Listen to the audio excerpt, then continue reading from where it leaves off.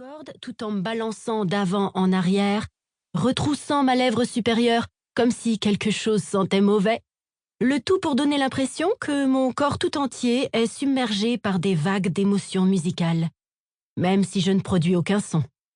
C'est mieux pour tout le monde que je me contente du air Archette, qu'on ne puisse pas m'entendre. Si ça ne tenait qu'à moi, j'enverrais valser mon alto jusque dans l'espace. C'était l'idée d'Omma, quand j'ai eu 5 ans, de me mettre à l'alto. Étant donné que peu d'enfants choisissent cet instrument, elle a pensé qu'il serait plus facile pour moi de me démarquer et d'être acceptée dans les prestigieux orchestres pour jeunes, ce qui est un vrai plus dans les dossiers de candidature aux universités. Eh bien, tel est pris qui croyait prendre.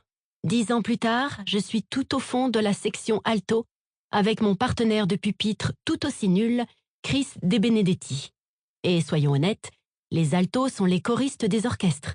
Nous sommes indispensables, mais personne ne nous regarde. Les violons sont les chanteurs glamour qui raflent tous les meilleurs rôles, toutes les notes d'argent. Les violoncelles sont les plus sexy, mystérieux et rêveurs, avec le plus de followers sur Instagram. Les altos sont aux instruments à cordes ce qu'est Michelle Williams au groupe Destiny's Child. Sauf qu'ils ne sont ni cultes, ni meilleurs amis avec Beyoncé. Ce n'est que lorsque nous nous levons tous pour saluer, à la fin du morceau, que j'aperçois Omma et Appa dans le public.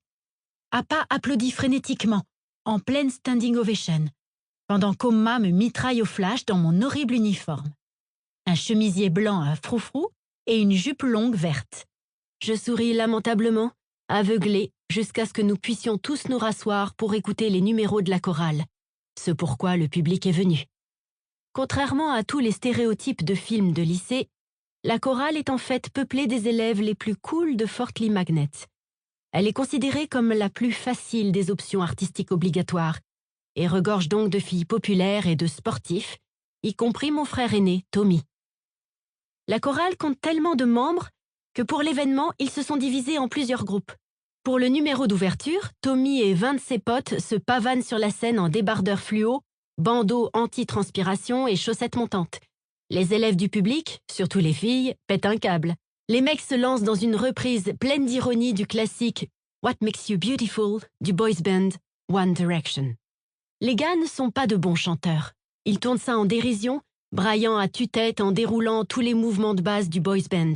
Dessiner des cœurs en l'air, pointer des filles dans le public, mettre la main sur leur poitrine et faire des clins d'œil.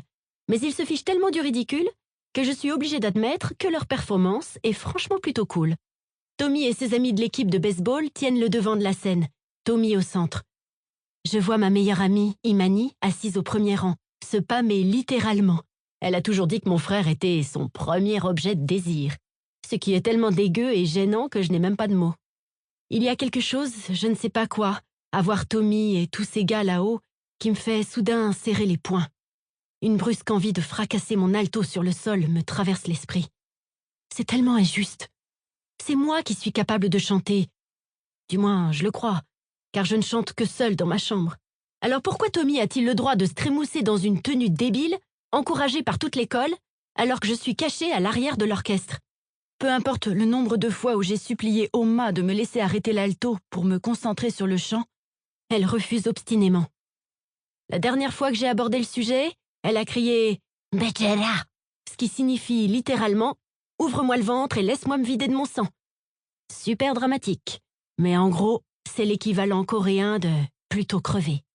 Le plus injuste, c'est que je suis à peu près sûre que je n'ai pas le droit de rejoindre la chorale, justement parce qu'elle sait que je le prendrai au sérieux. Contrairement à Tommy. « Tu peux chanter sur ton temps libre », m'a-t-elle dit un jour. « Le chant n'est pas un art digne. Il faut tirer le son du plus profond de soi en déployant tant d'efforts. Tout le monde peut voir combien ça te coûte. » Le préjugé d'Omma contre le chant est très étrange. Elle chante elle-même plutôt bien. Omma et Appa ont tous deux fréquenté une prestigieuse école de musique en Corée. C'est comme ça qu'ils se sont rencontrés. Appa faisait des études pour devenir chef d'orchestre et Omma apprenait l'art lyrique. Je sais aussi qu'aucun des deux n'a terminé ses études et qu'ils sont venus en Amérique après avoir abandonné. Aucun des deux ne travaille dans la musique aujourd'hui. Ils tiennent une supérette à Fort Lee. Donc je sais que les rêves d'artiste d'Omma ont mal tourné à un moment ou à un autre. Mais elle n'en parlera jamais. Ça restera l'un de ses secrets de famille. Probablement pour toujours. Je pose... Pour continuer à écouter ce livre audio gratuitement, cliquez sur le lien dans la description et vous pourrez l'écouter en entier sans frais grâce à l'essai de 30 jours d'Audible.